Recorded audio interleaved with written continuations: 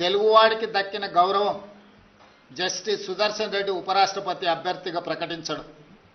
అందుకే మనందరం కలిసికట్టుగా 42 మంది లోక్సభ సభ్యులు, 18 మంది రాజ్యసభ సభ్యులు, ఉభయ రాష్ట్రాలకు సంబంధించిన వాళ్ళందరం ఒక తాటి మీదకి వచ్చి జస్టిస్ సుదర్శన్ రెడ్డి గెలుపులో భాగస్వాములు కావాలి.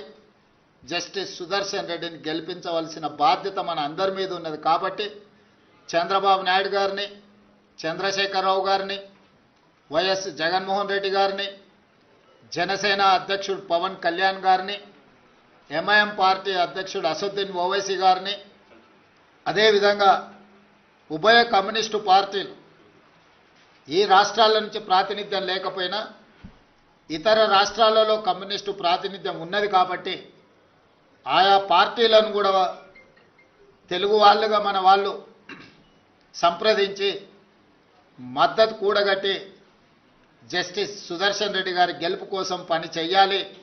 జస్టిస్ సుదర్శన్ రెడ్డి గారి గెలవడము ఇప్పుడు అవసరం.